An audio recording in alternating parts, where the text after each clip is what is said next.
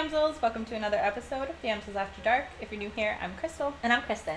And in our corner of the internet, we rant, rave, obsess about, rant on all things books.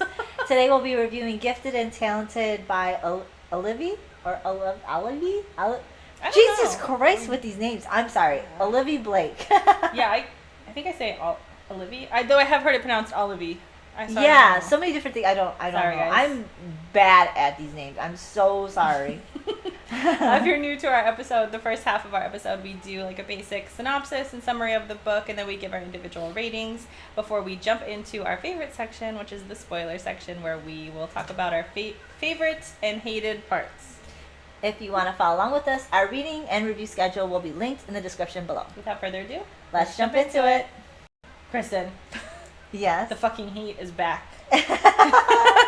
Oh my god, it's killing us. It's killing us. It's trying to kill us. Yeah, I feel like I want to mention it in the beginning of all the episodes where I know the fans are going to be blowing, the sweat is going to be glistening, because I just want you to know. Like, we're not just sitting here being extra greasy. Or moody. Oh my god. Or moody. Yeah. Or like, we didn't put the fans on us for the ethereal, like, cheesy windswept look, even though I do enjoy it. When I watch some of the episodes and the hair is like going, I love it. But no, we're just trying not to die here. I feel like I am though. Still, though it is better. We failed last year to conquer it, but we have come fully prepared with 3 fans. But the problem is, like, you can't have the high-powered fans, right? No. Because then the mic's gonna pick it up. We can't have an AC because the mic's gonna pick it up. So we've got these little itty-bitty fans that are doing the most right now. They are struggling. But they're doing pretty good. Yeah, they're doing great. I mean, as long as we can keep some air moving, keep the sweat at bay. You should have seen us. We were having technical difficulties, which is just every day for us. Literally, I'm holding a fan as I'm like walking, testing this. I just need a flow of air on me. But and the worst part is that we're not even in summer yet. I mean, we're still technically spring. Yeah. Hate it. Of course, we always film on the hottest day, so. Without fail. Yeah. Without fail. I'm excited for this book today. It is a fairy loot book. It is a fairy loot book. It's the last of our fairy loot books. Yes. We randomly added an Olivie Blake book to our roster last year because a friend of ours decided she really hated this book. She was like 20 pages in. She's like, this book is trash. You guys should read it. We read it and we actually didn't hate it. We liked it. Yeah, it took a while to fucking really get into it, understand what was going on, because her style of writing is just all over the place. Mm-hmm. But it's not bad if you really could just hone in on it and read it when you can actually fully function. Because, like, reading it tired is not a good idea. I do not suggest reading it even if you're remotely tired. You have to be fully engaged, fully want to be able to be immersed into this book, into this world. Mm-hmm. Because if you can't do it, these books are not for you. Yeah, you're going to lose the plot real quickly. Quick. One fucking page, immediately you will not be able to follow along. It is tough. And of course the book that we're talking about is Masters of Death, which we gave an honorable mention to. If you saw our season finale, we went through all of our books and sort of did what was your favorite, what was your hated. An honorable mention for both of us was Masters of Death. It was funny, it was witty, it was like, it really got me thinking, and at the very end it was like fully formed and fully developed, and I appreciated the message and all that, so I really liked it. And so when we saw Gifted and Talented was coming up for Fairy Loot, I think it was like an automatic, we gotta try her again. Yeah. Also, I think, don't quote me on this, but I think that she is a big Hermione writer. So like already I have love for her. And I don't know what it is about her that I'm just intrigued and I want to read more of her books. And I know she has a really popular series called The Atlas 6, which I do want to put on our roster at some point, because I'm like interested in her but perplexed by her all at the same time. I don't know how I feel about her books, but I want to just consume them all, essentially, is how I feel about it. So this is our second take. It's kind of fun that we're revisiting some authors that we did seasons ago and kind of giving them a second chance. Yeah. Because our next episode, we revisit our very first author that we just trashed on. Sorry. So come check out our episode next week too, so you can see that. But will be our, I guess, first installment of us rereading an author. But with all of that being said, we can jump into the basic synopsis of Gifted and Talented. And I don't know that there's a whole lot that I can say, because to be honest, there's not a whole lot that goes into this book. No. But essentially, you have these 3 siblings. You have Meredith, Arthur, and... Elide? Ellie? It's really spelled weird. I'm going to call her Elle. Yes. So you got the 3 sisters, the 3 siblings. They're from a wealthy family, from a tech company giant, a CEO of this huge corporation called the Ren Fair Company, or Ren Fair Corporation. I believe they're in the tech business, and he's this huge, millionaire, billionaire, I don't know. He ends up dying, and all of the siblings, and this is right in the very beginning, he dies. All of the siblings... We get 3 different POVs, and we're constantly switching between their POV, and you're seeing basically how they deal with the news of their father passing. And of course, he has this giant empire with all of, he has this giant empire, and the thought lingering in everybody's head is, who's going to get that business? Is it going to be divided between all 3 of them? Who's going to get the money? Who's going to get the money? All of it. And so the book is basically traveling between all of their POVs, but also taking a deep dive into them individually and their relationship with their dad, their relationship with their, with themselves, essentially, because somebody for instance, the main sister, or the older sister, Meredith, is super smart. She was like a prodigy at a young age, and then she went off and kind of did her own thing, so she's sort of like the shunned daughter, even though she's the brilliant daughter. And then you have the son, who is a politician, but he's like a hated politician, kind of. He's not a well-loved politician. He's I will say that they very much play their roles. You got the first sister, who acts very much like a firstborn. You have the middle child, who acts very much like a middle child. He's just sort of aloof, sort of afloat. He just kind of fell into the career of politics. And then you have the youngest sister, who's the baby, who's perceived to be the favorite, but she was also a ballerina prodigy until she had a huge accident. She can't do that. So she's dealing with her own situation. Arthur's dealing with his. Meredith's dealing with theirs. And so that's literally the story. Yeah. It's just how they're dealing with the aftermath of their father's death. And that also manifests through dealing with the outside's perception, because they're such a big family. Mm-hmm. So they're all over the news, other than the fact that one of them is a politician. So that's it. I mean, there's not a whole lot to the story. It's short. I don't really know if it's short. It's sweet. It's a short plot, but there is a lot of complexities. The story is definitely deep diving into the human consciousness, the human complexity, what it means to relationships with amongst their siblings, yes, and the people surrounding them, and the impact of their actions. Also, it has a slight fantasy touch to it, very low fantasy, super low, slight magic here and there. I wouldn't say it consumes the story, but it does have an impact on the story. It has an effect on the way things work in the realm of things here. The POV is fucking odd. Third person, first person. Yes. How that happens, don't know. Do not explain it, other than you just need to read the book. Starts off third person, ends up first person. Yeah. Middle of book, like that. So yeah, you might have a problem with that, because I had a slight problem with it if you're reading it. Yeah, it does make sense. It's described as something different in the beginning, and it morphs into something. So it does just happen. Yeah. There is a reason for it, but it is weird. It is definitely weird. But I thought it was interesting, because I've also never read a book that has done something like that. Yeah, it is interesting. It's not badly done, but like Crystal said, plot is there, but it's minimal in movement. The plot is the same from the end to the beginning. You know what you're gonna get, except you just don't understand the complexities of each person. So in my opinion, the story is basically about these, it says it in the fucking synopsis, but it is really these 3 siblings, and that is it, and their backstory. And it's maybe a week of time that passes. It's literally the learning about the death to the funeral, and that's the story. Yep. Everything happens, but nothing at the same time. Nothing and everything. It's crazy. It is crazy. I felt a lot that's how Masters of Death was. Yeah, and too. I feel like I'm starting to understand, being that this is the second book we've read, and there's really no change in the style of writing. I feel like this is her style of writing now. So I'm expecting this in any book. So now that I know this, because I thought maybe that was just Masters of Death. It's funny because I said that in my notes. I said the exact same thing. This is her style of writing. So now I know that anytime I pick up her book, I'm expecting to be in a whirlwind of crazy information.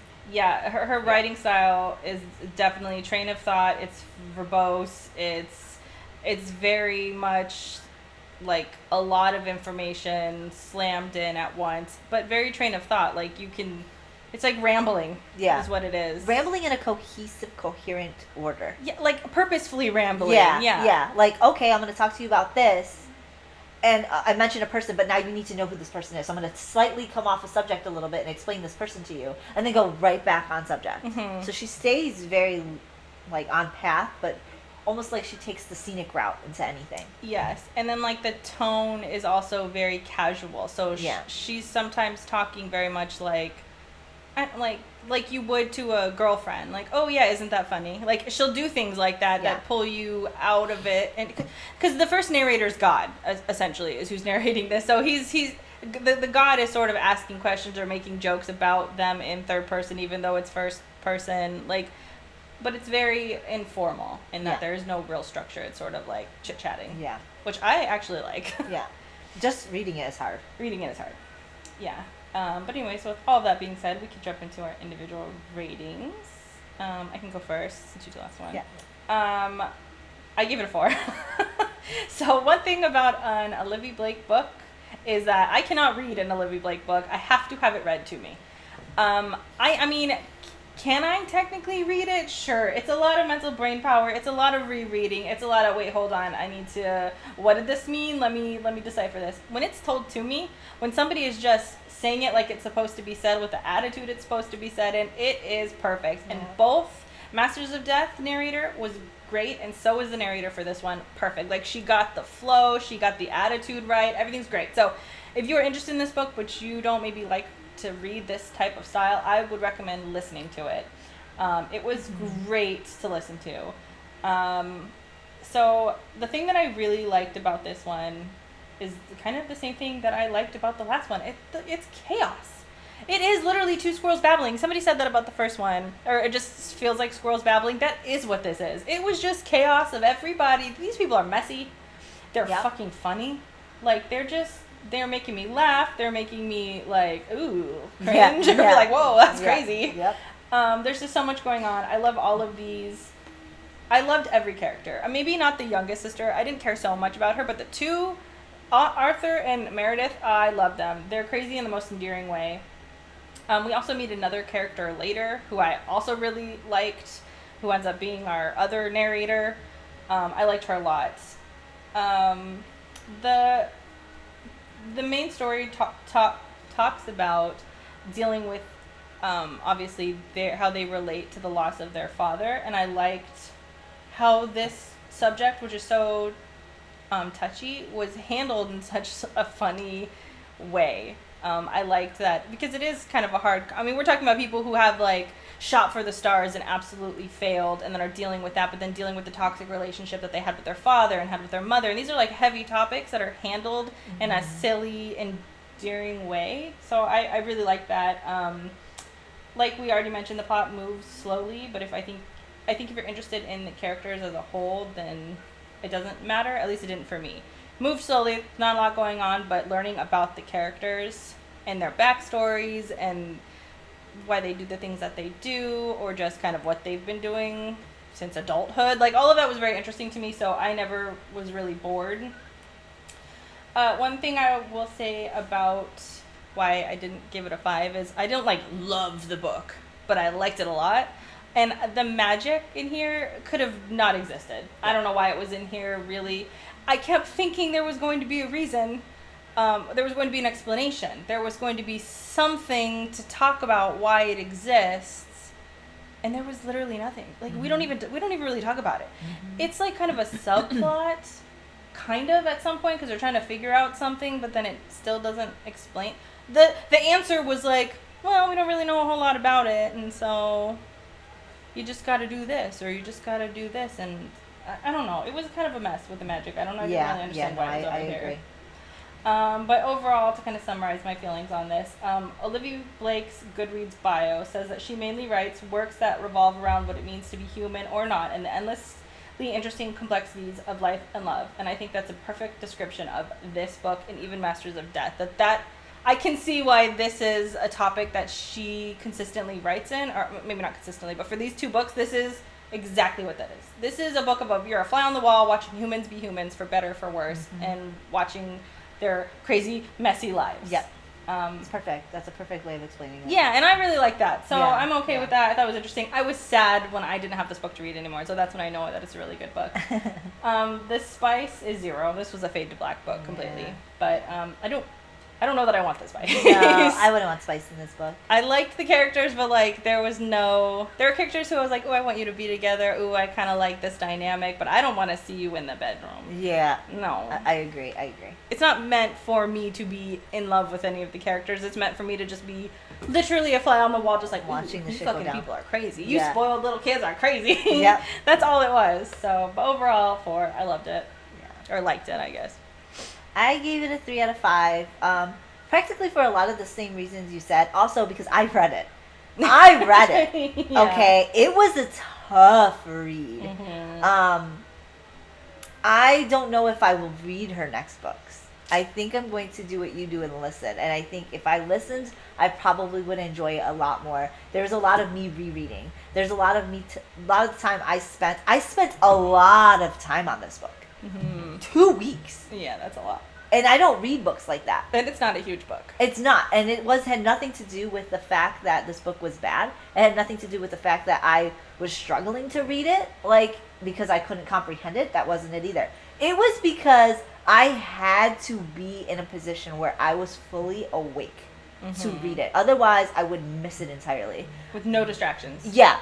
I have a lot of distractions in my life. Lots of distractions in my life. So, like, I cannot pick up this book unless I was thoroughly engaged. And that's very hard for me. Yeah. Very hard for me. So 2 weeks it took me. And that's not normal. This book is also very wordy. Because it's describing so much in a very short period of time. So if I drifted off in space while I was reading this, I forget where I was. It's like, you ever listen to somebody talk and you're just really engaged in the conversation and then they go off a backstory, off a tangent, and then they're just like, I forgot what I was talking about. It was like that. Yeah. But except she never forgot what she was talking about. She'd go right back, but I would be super confused. Without missing a beat. I'm like, hold on a second. We gotta go back to this because I don't remember what you were talking about. But yeah, so it was mostly because of reading. Also, but the magic thing, you were right. Like, I was expecting a lot more from the magic or nothing at all. Like, but the magic, even though it was pointless in the book and it could have just been done away, without that magic, though, a lot of things wouldn't have happened. Yeah. So, like, it's important, but it's not. So, what? I was so confused with that. Yeah, that's pretty much it. Like, a lot of things happened, but nothing happened at the same time. Also, there's illustrations in this book, just like there was in Masters of Death, which is really, really fucking cool. So, reading it or listening to it, you wouldn't have known. Yeah, I had to tell you. Like, Yeah. there's illustrations in the book. So, we both got something out of it that was, you wouldn't have gotten if you would have done it the other way. Like, if you reading it or listening to it, I would have probably been more engaged in it, and I would probably finished it faster. But reading it, you got the illustrations, you had to struggle. But it was really good. But I still gave it a 3. Anytime I give something a 3, I don't necessarily hate it, but I don't necessarily really love it either. And I still really believe it's because I read it. Yeah. Yeah. Otherwise, I think I would have given it a 4. But no spice. But that's it. Yeah. I think totally fair. And Goodreads fell literally right between us. They gave it a 3.68 out of 4,537 ratings. Obviously, there's not a whole lot of ratings right now because it's a newly released book. I think Very new. May 21st or something. Oh, yeah. Was it, end of May? I don't know. Sometime in Beginning May. of May? It was Yeah. freshly released when we read it. So that's, maybe No, April. beginning of May. Well, end of April, beginning of May. Because I read it all of May. Oh, that's mostly. right. Yeah. And these reviews are from April. So it must have happened in April. I don't know. Anyways, right between us, 3.68, which is really good. I think that's totally fair. Of course, we pulled the 1 stars. I can't wait to read these, even though I pulled them. So I must have read them, but I don't remember them. So let's dive right back in. So Wendy says, this was excruciating. I swear I came this close to DNFing, even well past the halfway point. There is no way in hell I could have finished if not for the audio. She's right. Painfully boring and tedious. Nothing happens. And what happened to the magic? Densely verbose. Cannot recommend. The author is not for me. I think that's fair. That is a fair job. That is, she didn't say anything that would be not factual. Like, yeah, all that I agree with. Yeah, other than, like, I liked it, but if this is not for you, it's 100% not going to be for you. You're either going to like this book or you're going to hate it. Yeah, there's really no in between. There is no, even though I scored it in between, it was mostly because of the reading. Yeah. Like, but the content of it was good. So you either like the content or you don't. Yeah. Elizabeth says, this book wants to be intellectual so bad, but it's just 2 Tumblr posts I would have loved at 15 stacked on top of each other in a trench coat. Boring ass, pretentious book. I do believe, like, it does come off pretentious. They are pretentious, though. But they are pretentious. They're pretentious characters. And also, like, even though she's so wordy and train of thought, it's not pretentious. Like, she's, I don't think, trying to be pretentious in her writing. No, characters are. But the characters definitely are, so it fits that. I mean, they're like these snotty rich kids who were, like, I don't know, raised... Again, they're snotty rich kids. Like, they're going to be pretentious. They all went to these pretentious schools. They're all, like, prodigies and stuff. Like, of course. Yeah. So she's not really wrong either, but it's not the author who is. That's the only incorrect statement, I believe. Yeah. Just because something's wordy and, like, overly explained. She's not wordy with, like, 4 more syllables. She's wordy as in there's a lot of discussion off topic. Yes, and sentences are heavily worded, but they're not, like... big words being used, like she's trying to be super intellectual. That's not the vibe. They're very common words that are used throughout your daily life. I would love to sit down and just have a conversation with her. I want to know how she talks in real life, because I know it's just... I think it's too many Red Bulls. That is the vibe. Like, the vibe isn't she's trying to tell me how smart she is. The vibe is this girl's on heavy caffeine. She's got tea. She's going to make me talk. She's in everybody's business. I feel like she knows way too much about her friends and family. She does. If I'm wrong, correct me if I'm wrong, but I swear to God, this girl probably knows way. She probably uses that information in her books. Yes, for sure. For sure. The last one is going to be Rue's Books Reviews. She said, I hate this so much. A bunch of spoiled rich kids whining, and also there is some magic. She's right. Yeah, it is. Yeah.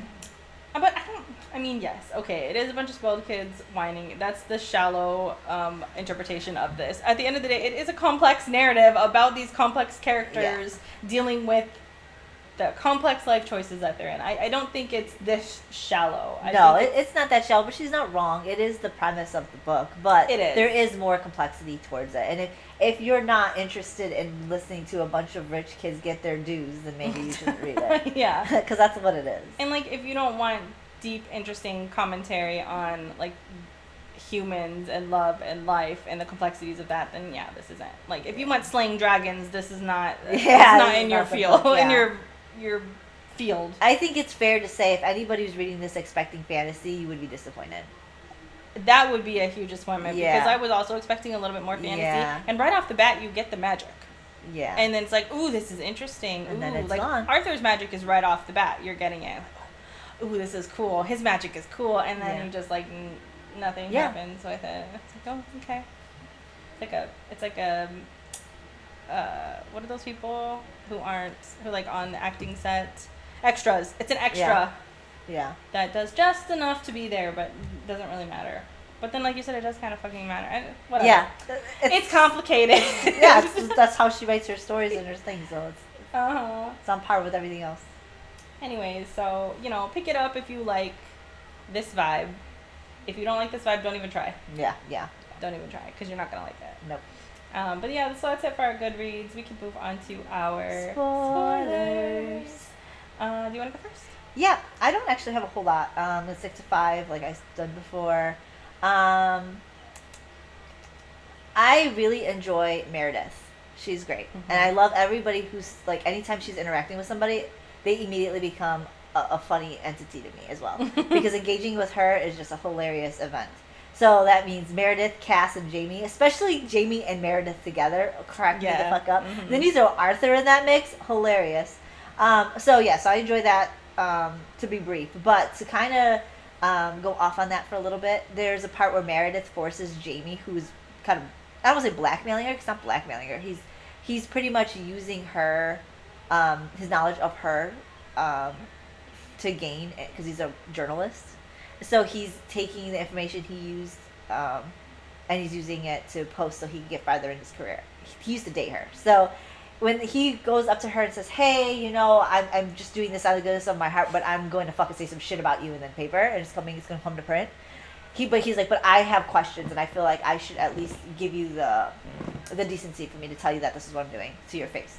She's like, well then fuck you, piece of shit, come with me. You're going out with me to my dad's funeral. Like, she gets him in the car and he goes to the funeral. Like, what? How? So the whole car ride is her just bitching off. I can relate to Meredith on many levels. I was just gonna say, she was giving Kristen energy the whole time.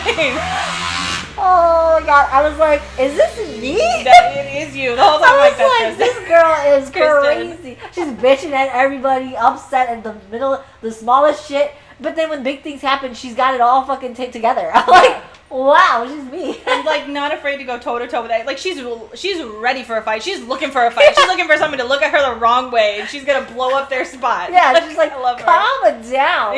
It's like, fucking girl, she would be the one to get her ex in a car and drive her to the free. I was like, I would do some shit like that. The ex who's blackmailing you, like, you better get in the car. We gotta go get. We gotta discuss this shit. I don't got time. Get in the fucking car. I'm like, she's me to a T. I'm like, this is cracking me up.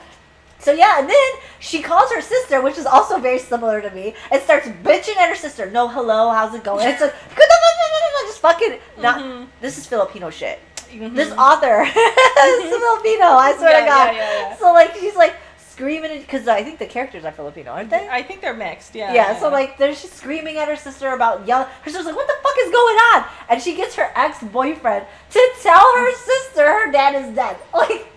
Yeah, she's like, I can't do this. You do it. He's like, yeah. And she's like, wait, Jamie, you got your ex in the car? It's all over the place. I feel like if I were to listen to this, I would have been laughing. Yeah. It was great. So I love that whole part. And she's like, Meredith's like, Dad died. He had the gall to die without us going toe to toe. Like, wow, this girl's funny. I love that Arthur's nickname for his own sister is Death. Because Meredith. Mm-hmm. I was like, I would have never thought that. But Perfect. Death. So it was beautiful. It fits her. Yeah. I love that Arthur thought that Meredith's boyfriend, Cass, was his wife's boyfriend. He was confusing everybody. And then he goes to Cass, he's like, take care of her. And he's like, yeah. And his little sister's like, I wish he would say that to my fucking lovers. It's like, no, he's just trying to make sure his wife has somebody to go to when he divorces her. Yeah. Like, what the fuck is crazy? I love that Ward was blowing up Meredith's phone one day when she was sleeping. And she wakes up to all these text messages to Ward freaking out. She's like, oh my God. And then she says, this is exactly the kind of masculine hysteria that I don't have time for. She's like, she calls him and she's like, in very clear and concise, simple words, stop acting like an idiot and get your shit together. I was like, this is so me. Yeah, I love her. I was like, this is some shit I would say. And you're like, hey, you need to knock it the fuck off. I don't got time for this. I'm flipping planning my dad's funeral right now. Like, take your issues. Take your male hysteria elsewhere. Yeah. And then the last part that I really, really, really love is Arthur pretending to be dead. This is the best part of this whole book. So they get directions because he's supposed to put directions in the car. Him, Meredith, and the younger sister. They go to this place where they're supposed to find Lou, and it ends up being a Ren Fair store. And Meredith looks at Arthur. She's like, "You're supposed to fucking do this." And he's like, and he's like, they're like, "Oh my God, Arthur, you're dead." And she's like, "He's not dead." He's like, "You guys stop pretending to be dead." I love that. I love that he did that. It's fucking hilarious. Yeah. He's like, well, it worked.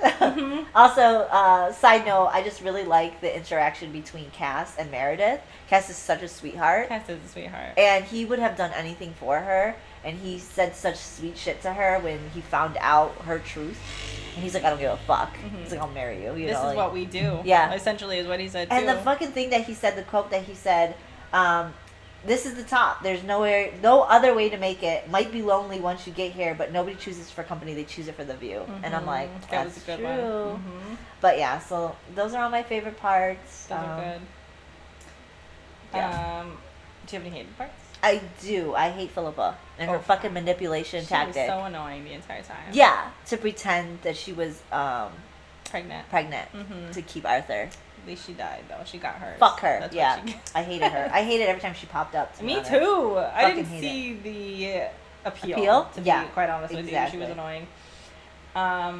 So some of my favorite parts, I love when Meredith is in the closet with Jamie, and they're arguing back and forth, and she's like, basically saying like, "How do I know you don't have a wire on you right now?" And she starts literally like caressing. Yeah, I think she like breaks open his shirt. Yeah, breaks open his shirt, pops the buttons. She's like feeling for a wire, and then she's like. She gets a good look. She's like, actually, I'm starting to think, or I'm remembering that I don't really know how wires work. And then she kind of looks at his truck, and they're both looking at it. I laughed out loud, just the chaos of like, you got wires all over you. Actually, I don't even know where you have wires. And she's not even. That's the first time she's seen him in for years. Yes, and she's like stripping him naked. Yeah, and then just like, actually, I don't really know. She's like, do you want sex? Like, yeah. He's like, fuck you. I don't have any wires on me. Like, don't even think about looking at my crotch. Yeah. I love it. I love that scene. That's like right off the bat, too. I just stopped listening and go write this down so I remembered it. I was laughing so hard. So you mentioned Arthur fake dying, but him just dying in general was so funny.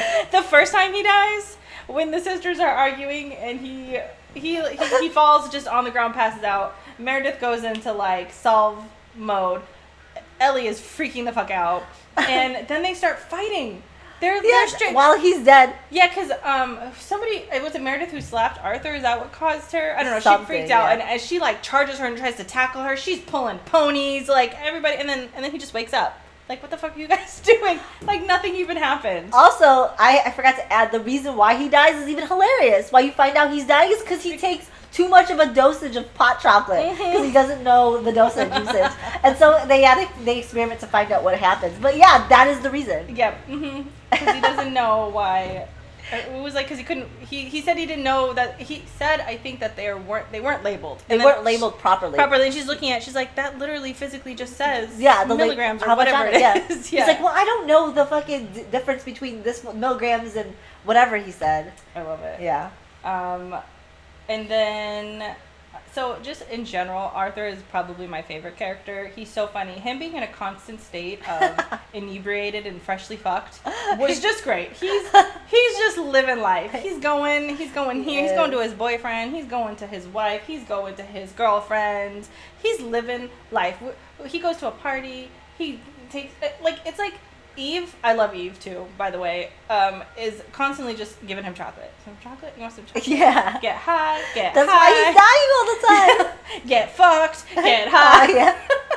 Arthur has no cares in the world. No. And I love that he's this, I love his storyline because he wants to be this progressive politician and he wants to be super leftist and all this, but he's a Nepo baby and he can't get away from it. And he's like, what the fuck am I supposed to do? You just want me to die? Like, I want to help. I want to do this, but they won't let me because I'm Nepo baby. And I love that he's constantly checking his phone and seeing all these articles about him. I just liked this. I thought it was an interesting... It's great. Like, I liked seeing his life. It was interesting. I liked it a lot. I liked him so much. I love him and his wife. Like, those two discovering that they actually loved each other was, like... Yes. So at the end, sweet. because it was, like, in my opinion, it was tragic the whole time because it was a miscommunication of their feelings. And then you find out, And to go on that, Julia getting drugged was hilarious. I wish we'd gotten more of what actually happened because we just sort of get her... Like, she took chocolate from Eve, and of course you're like, oh my god, this girl's about to get fucked up. His wife. Yeah, and then you get the next scene from her, and it's Eve asking her like, are you ready to test the limits of your sensuality like we talked about? And she's like, what the fuck? What the fuck? What do you mean? What happened? I lost like 12 hours of my life. I don't even know. To me, that was hilarious. Yeah, it was great. This is why I love Eve so much. First of all, he loved Arthur. Like, genuinely loved Arthur. And the only reason he was tolerating Philippa was for Arthur. Mm-hmm. And when he realized that Julia loved Arthur, that's why she was helping her, because I think she had some issue with intimacy. She does. In she general. has, yeah. And she didn't really love him at first. She just thought he was a great person to be with, and he would make a difference in the world, and she wanted to support him. And then she finds out, no, I really do love him. Yeah, and she wanted to get over her issue with intimacy. But she didn't know how. She didn't know how, so she, apparently that's what they talked about when she was high out of her mind, was working on, because in that of, like, testing the limits, he's, like, Touching getting closer, and she's like, what the fuck? Yeah. And then he tells her, it's not the intimacy, it's you just don't want to be touched by me. And then they figure out, I like the idea of them all being together, though, too. I do, too. They ended up all being together. Yeah. Because they each fulfill a different need for each other. Yeah. And so she just replaces Philippa. Yes. Which is great, because fuck Philippa. Fuck Philippa. Yeah. And I love that he created this daughter in his mind, Rebel, that he was like... I hated that name, though. I didn't Riot. really like that. It was Riot Revolution. Riot Revolution. Rebel would have been better. Rebel would have been better. Riot Revolution? Ren. Riot Revolution Ren. Fucking hated it. Yeah, but I loved how much he loved. Yes. His fake daughter in his mind. Like, the moment he figured out, he's like, I don't care whose baby, like, it is genetically, like, that's my baby, and I can't wait. I'm gonna make her a fucking fighting feminist. She's gonna be the badass bitch. Like, he had such big hopes and dreams, and that's what makes Philippa's betrayal even worse. Like, how could you? Because Arthur is so unproblematic. He just wants to be... He's a total middle child. Yeah. Like, I'm just floating in life. I just want to be loved. Yeah. And he just wanted to be loved by his dad. Yep. Which is also just super fucking sad. I also was torn for a hot moment because I like... Who was the other girl's name? I forget her name. The secretary girl? No, his first girl that he slept with. Who's the friend. Lou. It's Lou. Lou, yeah. I kind of, for a hot minute, I really wanted him and Lou to be together. Because they were, like, rekindling something. Yeah, but a little bit. I actually like the idea that they weren't... Because she was married. No, she wasn't married. She was doing her own thing. She didn't need to be back with their craziness. No, she wanted to be, though. She kind of wanted to be a part of them, yeah. But I don't like that she named her son Arthur. She did. I knew it. I knew that. Oh, for sure. She kept trying to avoid the topic. I was like, oh, then her son's name's Arthur. Giving him the craziest names, too. Yeah. And I like that he would slip it in, too. He'd be like, yeah, and then we want breakfast. What's your kid's name? Yeah, every time. I loved it. I think he suspected it, so too. much. I think he did, because that's why he... And then he was like, is it my kid? She's like, we haven't had sex in forever. Why would it be your kid, you fucking weirdo? I liked it. I like Lou a lot, too. Yeah, I do, too. But yeah, it was pretty short and sweet. I also did not have any heated parts. Overall, it felt like a cozy chaos book. Yeah, it really was. I mean... Yeah, it was definitely more chaos than it was cozy, for sure. But at some points, I just felt cozy, like, in their chaos. I don't know. Because when they were gone from my life, I was like, I really want your guys' chaos back. I don't know what it is. But yeah, it was pretty fun. I do have 2 things to discuss. They're just really short things. Honorable mentions, if you will. I love, through everybody's POV, we hear this app will make you happy. Oh, that's I loved that. Yeah. I don't know what it was about it, but it just felt like everywhere anybody went, they were inundated with Meredith's Chirp app. And I like that they all tried it. They were like trying to do it, but everywhere it would just be like, this app will make you happy. And the funny thing about that is they're not. Yeah. None of them are happy. And they all wanted to be happy. They even somehow used the app, too, to see if they could, and none of them were happy. Nope. So that's how they knew she was a sham. Yeah. It just felt very, like... It's such a cute detail that made the world feel, like, real, I guess. Because even when they were alone, when we were first introducing them, that's the introduction. It was like, it was in Meredith's POV when we first met, and then Arthur's doing something, and then, whoop, there's the app, and then... It's everywhere. I loved it. Yeah. I don't know what about this detail was just heartwarming to me, but I loved it. But also to go off on that, the reason why Meredith created Chirp was so sad. Yeah. It explained... like why she was so hell-bent on making it work, and it was obviously because she watched her mother die and then learned later like why her mom's was starving herself essentially, like it was a mental disorder, and so she was so fucking determined to fix this for other people, like as a way to like sort of vicariously live through helping her mom, that she could help all of these other people. So, and you don't learn this until maybe more towards the middle of the book. So it's like you learn that she sabotaged her results first. And you're like, that's fucking crazy. But then when you learn why, you're like, And I'm Jamie sorry, kept, Meredith. not Jamie, what's his name? Yeah, Jamie. Mm-hmm. Jamie kept asking her the whole time, like, there's got to be a reason why you're doing it. I know there's got to be a reason. She would not tell him. Yeah, I think it's hard to sit down probably in like Meredith because she's so hard to She's be not. like, because my mom fucking died. And because to I be needed vulnerable this to a work, person that to be- she's just going to walk away. Because she even said it. She's like, you were just going to leave me anyways. Mm-hmm. You're just going to walk away and you're going to do things like this. Like, look, it's self-fulfilling prophecy. I knew this was going to happen. Yeah. And I can completely relate to that. Uh-huh. Like, why would I be open and honest with somebody who's just going to come in my life for a short period of time and leave?